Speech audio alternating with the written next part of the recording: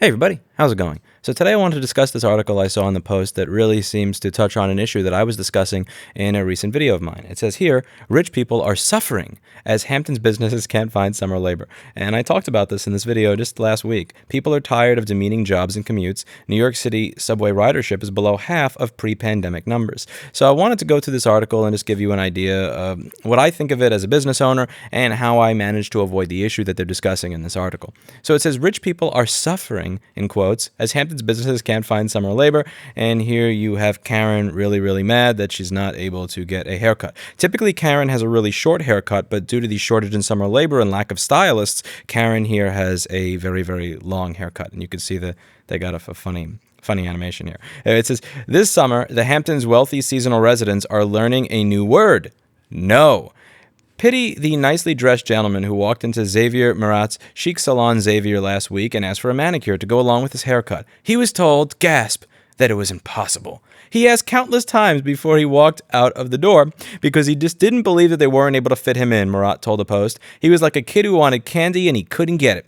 Marat used to employ 6 manicurists at his Sag Harbor salon. Now there are only 3. Nobody wants to turn away business. It's frustrating because we have the space, but not the manpower, Marat explained. And that is a frustration if you are paying a high amount of rent for your space and you're not able to use it to the max because you can't find people. All over the East End, businesses are short-staffed this summer. You see the for hire signs everywhere, from home services, lawn maintenance, pool care, plumbing, to salons, restaurants, and Tony boutiques. Massive stores like Kmart in Bridgehampton, where even the wealthy or their help shop for household essentials, I like how they corrected it there, like the people that live in this area are not shopping at Kmart themselves, have only a few checkout lines manned and nobody on the floor to help customers. Adding to the mayhem, the area is more populated than ever, as people who might normally travel overseas have instead decamped east in full force. Blame the skeletal labor force on 3 factors: a lack of J-1 visas due to COVID that prevented the usual influx of workers from Eastern Europe and Ireland, the increasingly prohibitive cost of staff housing, and the lure of collecting enhanced unemployment benefits. And if you see what housing costs in some of these areas in the Hamptons, you'd understand why a lot of people are not particularly excited to make minimum wage to work there. You have to throw so much money at people just to get them to show up for work, said Andrea Correal of Elegant Affairs, a high-end catering company. And many of them still won't come in before September when the enhanced benefits run out. It's all the increased need for exercising patience, a virtue not always displayed on the East End. The diminished workforce has increased the cost of parties by more than 30%, Correal added. But even when price is no object, people often can't get the date or specifics they want. Our clients command a high level of service, so when you tell them you can't accommodate them 100%, they're not always thrilled, she said, adding that most DJs and cater waiters were booked up for the season by early June. We are turning away parties left and right. It doesn't matter how much money they have to spend, the answer still has to be no, a word they're not accustomed to hearing. Bianca Lefferts, owner of 27 Hampton Salon in Southampton, said her clients are now booking their appointments a month ahead. And while she at one time had 7 manicurists, there are now only 2. Lefferts recently ran into one of her former nail technicians and asked if she would come back to work, but the ex-employee is thriving by doing only house calls, charging more and happy to not share the money with the salon. This is a point that we're going to be coming back to later and focusing on immensely, because this has a lot to do with the point that I'm about to make by the end of this video. Although Lefferts said the nail tech refused her plea return, she did look at the salon owner sympathetically and offered, "I'll come to your home if you really need your nails done." Oh, burn.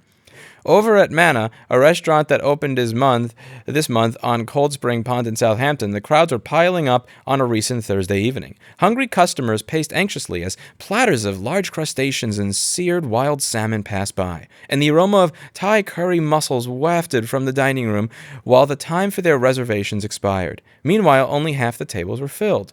Adding to the chaos inside, hopeful diners continued to ring the phone incessantly. No wonder a newbie waitress retreated to the walk-in refrigerator in tears and had to be coaxed out. "It's very stressful for those who are working," sighed Jesse Matsuka, Manna's co-owner. "People are hearing good things and want to try the restaurant, but we just can't keep up. We are a 200-seat restaurant and only operating at 100 seats. That's not because of COVID restrictions either. Said Matsuka, I am turning away all this business because we don't have the staff to accommodate these people. Keeping cooks is also tough. The kitchen side has become a war zone because wealthy restaurant owners are willing to increase the wage base to where smaller operators can't compete, he said. Plus, my top servers are walking away with $2,000 a week, but it's a lot of work and pressure, Matsuka admitted. Some kids figure they can make a decent amount of money with unemployment and pandemic payments while enjoying the summer playing video games, going to the beach, and smoking weed. Out of desperation, his partners have pressed their own children into service. If my son was slightly older than 9 months, I would put him to work at the host stand, Matsuka joked. Over at Union Sushi and Steak in Southampton, owner Ian Duke is filling in for the lack of staff by taking on a variety of roles from doorman to dishwasher to bartender. Everybody in the restaurant business is working their butts off, he said. Although it had been a long time since Duke found himself on the working side of the bar, he's trying to see the silver lining in the situation. You get to see all the things going on in your business in a first-hand way, though I would far rather be doing this in October than at the height of the summer.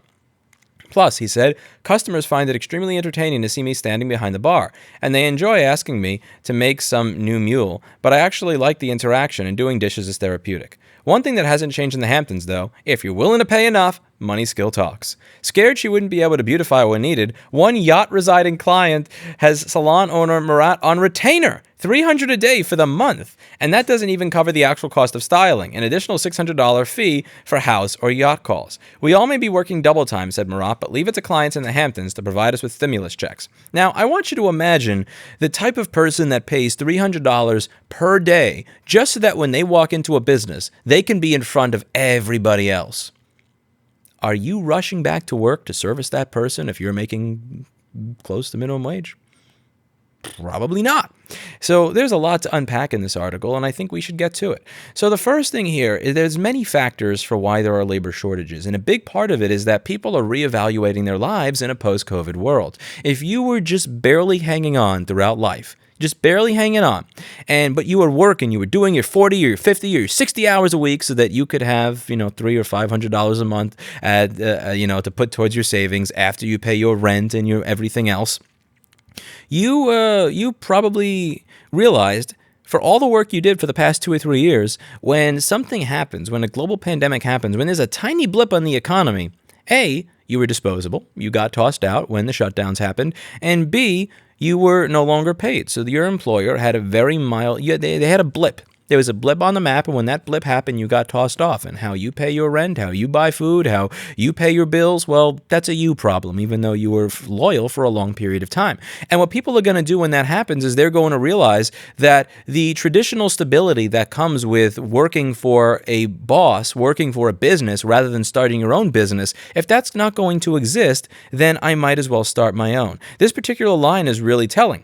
But the ex-employee is thriving by doing only house calls, charging more, and happy to not share the money with a salon. This goes back to what happened to me in the 2008 financial crisis, where I was working at a studio for about a year and a half. I interned for free. I worked at 2 studios. One was Avatar, and the other was this hole in the wall in the Film Center building. I'm not referring to Avatar here. I'm referring to the hole in the wall. Now, I busted my ass, I did an internship, I learned a lot, I worked my way up from the bottom, I finally got to the point where for a few hours a day, I could make $10 an hour for those few hours a day when I wasn't interning, and at the end of it, when the financial crisis happened, there was a small blip on the radar, and I got kicked. And what I realized from that is I'm not going to put years and years of my life into building somebody else's dream, I'm going to work on my own. If I'm not going to have the stability of the ability to know that I can pay my rent and my food bill through hard times, at the very least, I'm going to figure out what I'm going to do with my life on my own. I'm going to start my own business. I'm going to start my own freelancer entrepreneurship hustle because I can't depend on my employer. I can only depend on me. And I think that that's what a lot of people here have going through their heads. If I'm going to be broke, at the very least, I'm not going to be broke and miserable. If I'm going to be fucked, if I'm going to be behind the 8 ball, then at the very least, I'm not going to work 40 to 60 hours for a job with no job security that I don't even like. Again, I'm dealing with the type of person that pays $300 a day just to be able to get to the front of the line so that there's not one day out of the year where she can't get a haircut. Because that's, call me cynical. That's not going to be that's not going to be the type of customer that is, on average, pleasant to deal with in a customer service environment. I'll tell you that much after 12 years in business. And a lot of people are just opting out of this. And I understand why they're opting out. Again, if I'm going to be broke, fine. I might as well be broke and not miserable. When you do think about it, when minimum wage is $15 an hour, and I'm not advocating for raising it more, because if you're an entry level, if you're a 16-year-old kid that has no job skills, it's going to be a tough case to pay you 50, 25, or $30 an hour. But when you just take a look at it, let's say an apartment is $2,200 a month, right?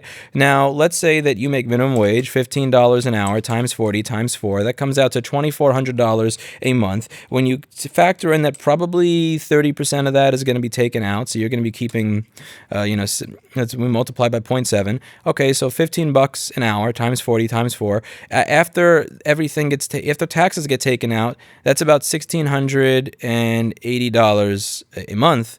That's $1,680 a month. Now, if renting an apartment is $2,000 or $2,200, let's say you have a roommate, so that's $1,100. So let's say, okay, you have a roommate now, so you got it down to $1,100. Let's say you spend $200 a month on food, $50 a month on a cell phone, and that leaves you with about $330 a month. So let's say you were saving that $330 a month for 2 years. So let's say you saved it for 2 years. That pays for a few months of rent. That maybe not even when you factor food in. So again, a lot of people are looking at this and saying, this game is what's the word I'm looking for? This game is demeaning. I don't want to play anymore. A lot like I don't want to play anymore, because when people are more than happy to put in hard work, they're more than willing to bust their balls, put in their 40 or 60 hours a week in the beginning when they don't have work experience, when they know they don't have a high value in the workforce or in the labor force or to an employer. They're willing to put that work in. But when they do that for years and years and something happens and there's no support, there is that feeling that this is demeaning. And people, even people that need to find a job, because the extended unemployment benefits will be running out shortly, and they will need to find a job because, again, regardless of how they feel, they do need to eat and pay their rent if they're going to live indoors and eat. It's difficult to do that when people feel like they're demeaned. Now, how is it that I was able to deal with this as an issue? Because I didn't have this issue. I didn't have this issue of having to deal with unemployment or having to convince people to come back after unemployment. I didn't have this issue of people deciding to start their own businesses during the pandemic. How did I deal with it as a small business owner? Well, none of my employees ever qualified for unemployment. Why didn't they qualify for unemployment? Because they were never unemployed. Now, when March and April happened, business just went off a cliff. It just straight up jumped off a cliff. My employees were so bored that there were times at the end of March where people were playing soccer in the middle of 27th Street. Midtown Manhattan was so empty that you would see a car come by once every half hour. So you could actually play soccer in the street. And some of the employees here, I think like Steve played soccer in high school or college or something, and a bunch of the other people here play soccer in their spare time and they compete. And they were playing soccer in the street. Like, again, they weren't, getting in close quarters or anything or, doing a real game because it's concrete. They were just kicking the ball back and forth to one another and having fun. And they had nothing to do. Now, I didn't look at them and say, listen, there's not a lot of business, so you're all fired. What I did was I kept them all here at their old salary with their old hours. I didn't say I'm cutting your hours. I didn't say I'm cutting your salary. Why? Because I saw ahead. I recognize that this is a very highly skilled profession, and it took me years to find the people that I have. It's not easy. In spite of the people that say, why didn't you do on-the-job training? You try to do on-the-job training to get someone to be able to fix clicking hard drives and fix boards and fix iPhones that have been in the ocean. Good luck with that. That's going to take a really long time. This is a very difficult skill set to impart onto somebody, and you can easily spend 3 to 6 months training somebody that still doesn't have the mind for this industry. So you've wasted, $20 or $30 or $40,000 paying them whatever you're paying them for 6 months, and they still don't get it. I know that. So what I did is I kept everybody. I never had to deal with having to ask people to come back because I never kicked them out to begin with. I was willing to go down with the ship. I was willing for my business to be bankrupted. I was willing for my bank account to get drained to zero. I was willing to sell off every spare thing I had in the store if it meant that I was keeping my staff. Now, what did that do? What message does that send the people that work here when they can see there's no business, there's nothing to fix, he's paying all of us shit? The message that I think that sends is that in spite of the fact that I'm not a good person, that I'm an asshole boss, I'm an asshole employer, and I'm an asshole human being, that he's going to stick up for me. I have job security here. I am not going to get kicked out the moment it's slightly inconvenient for me to be here. The moment that we hit a blip in the road, he's not going to cut my salary or cut my pay or cut my hours to the point where I don't have a job. This may not be the highest paying job in the world. I may not be, the I may not be a manager at Texas Instruments or something, or an engineer at Texas Instruments, but I get to do something that I enjoy, and when there's a blip in the road, my boss has my back. That's the message I was looking to send, that I am not going to just fire you all because we have a blip in the road. And that was a very, very painful blip in the road, to have 12 or 14 employees and have nothing for them to do. That sucked. Again, there's a reason that I have gray chest hairs now that I did not have in 2019. There's a reason that there's more graying with each and every video that I do. This was a stressful experience, but it was important to send this message. Because when you let someone go, and then it's like, okay, you can come back now. A lot of people think, you were willing to make this amount before. Why are you not willing to make it now? Because it comes with that extra baggage of knowing that, like, the one thing that I got from this place was security. And when you take away that security, when you take away the job security I had, or at least the fact that I know that if I tortured myself for 40 to 60 hours a week, I'd be able to pay my rent. Once that certainty is not even there, I got to reevaluate my life. If I fired Camille tomorrow, and then 2 months later I say come back, he ain't coming back. He wants to do a PA business. He wants to do an audio gear repair business. If I let him go, he's gonna run full on. Again, I support him in what he does. I hope his shop is successful. I hope his PA business is successful. I hope all the things that he's doing. I hope he's so massively successful that in 2 months he comes in and says, it was great working for you. My business is doing great. I'm out of here. Hopefully he gives 2 weeks notice when that happens. But I want him to do well. But the thing is, if I kick him out, I have no reason to expect that he's going to come back. I have to expect that he's going to find reasonable accommodation somewhere else because he's intelligent, he's hardworking, and if the one thing keeping him here, I imagine, is that there is a steady paycheck. He knows that regardless of what happens with his business, regardless of what happens with his experiments, regardless of what happens with his clients, that he can always come here, fix a MacBook, and collect a paycheck so that he can pay his rent. He doesn't have to think about paying his rent or his food bill. The moment I take that away from him, he now has to reevaluate the concept of what he's getting here. Because what you think you're providing the employee is a paycheck. You're not. You're providing them with a paycheck and a feeling of, in some way, in a sense, job security. Once that's out of the question, then they will move on, like this person did in this article. As it says, but the ex-employee is thriving by only doing house calls, charging more, and happy enough to share the money with the salon. So if somebody quits because you gave them a reason to quit, and now they're making more money, why are they going to come back? Why are they going to come back? Why should they come back? You got to entice them. And now some people say this is all the unemployment benefits, but it is not. A part of it is they were getting paid in job security, and you took that away from them. What I'm paying people is not just the amount of money I'm paying them. I'm paying them that you may go on Craigslist and try to do this for yourself, and you may have 2 weeks where you make way more money than you do working here.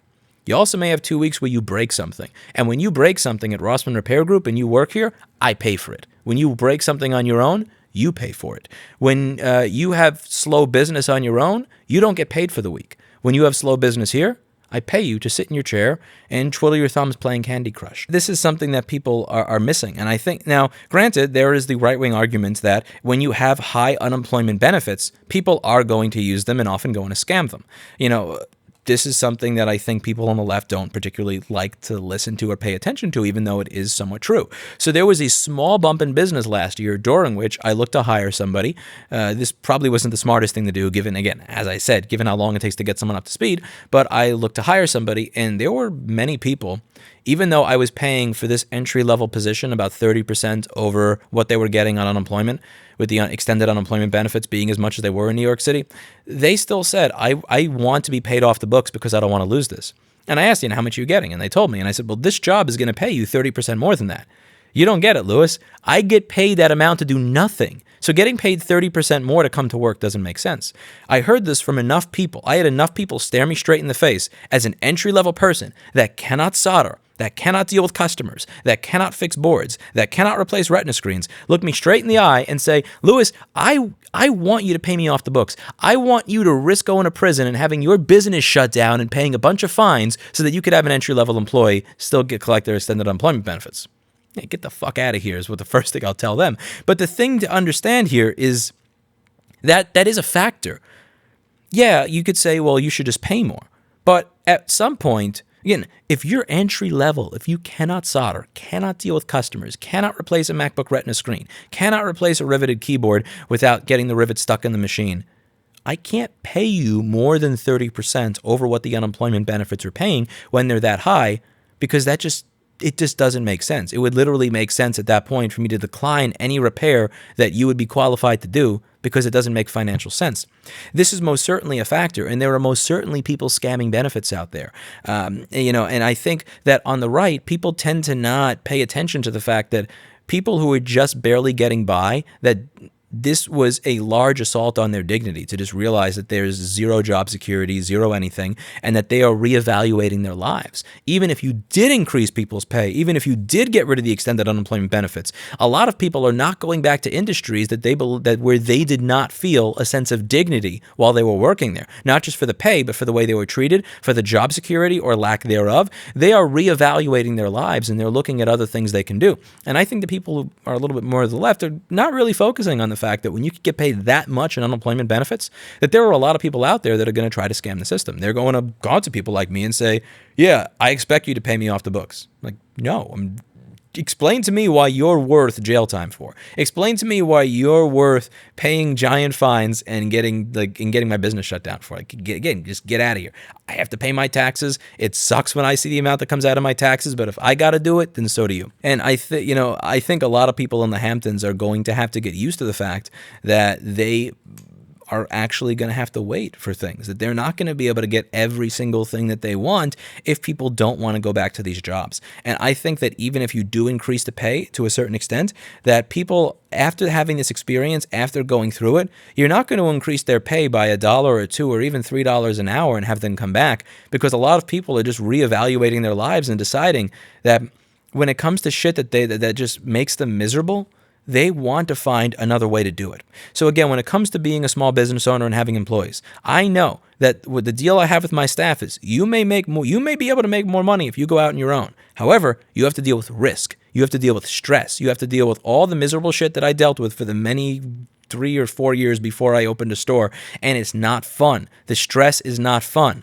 Being half gray by the time you're 25 is not fun. But if they're going to have the stress anyway, if they're going to have the risk anyway, if they're going to be behind 3 months on their rent anyway, then they might as well pursue their dream, because there's nothing stopping them. That part has been taken away from the deal. Here's your security. In exchange for the security, you are going to get, you have to put up with some shit that you may not want to put up with. But when you take away the security, then what's the point of putting up with stuff that they can't put up with? Now, again, I understand that I hate the P word, but this is coming from a more privileged perspective. I understand that there are a lot of businesses out there that are not in a position where when business tanks off a cliff, that they can keep 12 or 14 employees. I understand that. I respect that. I'm not trying to lecture you. I'm not trying to make you feel bad if you're a business owner that cannot afford to pay your whole staff when nobody is walking in. And I assure you, I understand that some of you may not want to see your business, you just jump off a cliff. You may not be willing to make the leap of faith that I did, which is I don't believe I'm going to go bankrupt if I do this, and I believe that the value of retaining my staff is more valuable than being slightly more fiscally viable in that moment. I'm not trying to lecture you. I understand that you would have to be out of your mind to make some of the decisions that I made. If you look at my bank statements, if you were to look at how much money was coming in, how much was going out, how much I have, one could argue that it was irresponsible that I kept everybody at the pay that I did, but I was making a YOLO. I was making a bet that I would be better off not having to beg all these people to come back once they've moved on to other professions. I was better off doing that than I was being slightly more fiscally viable. And that was a bet that paid off for me. Business did not return to the point that it was in February. The walk-in business is still not as high right now as it was in February of 2020. And that is something that is going to have to be worked out with my landlord, who is still expecting their full $12,000 to $13,000 a month at this point, and all of their back rent back. And that's going to be a fun conversation. It hasn't come back all the way, but it's come back enough that I'm very glad that I did not tell all of these people, oh yeah, half of the staff, goodbye. Because I know that once I tell them goodbye, and maybe I'll get you back, maybe in 3 months, or maybe in 6 months, or maybe in 9 months, that in that time, They're going to pursue their dream. And their dream is going to involve working for themselves, where they are never at the mercy of somebody saying, okay, you're not essential, go home. Is going to involve working for themselves, where they are never at the mercy of somebody saying, okay, you're not essential, go home. Let me know what you think in the comments down below.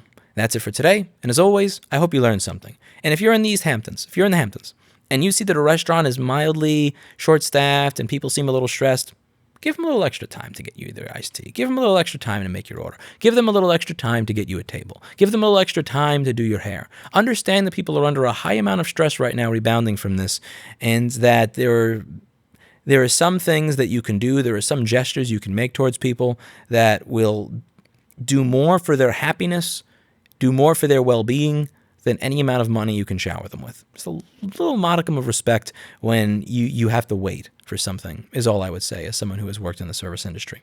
That's it for today, and as always, I hope you learned something. I'll see you all in the next video. Bye now.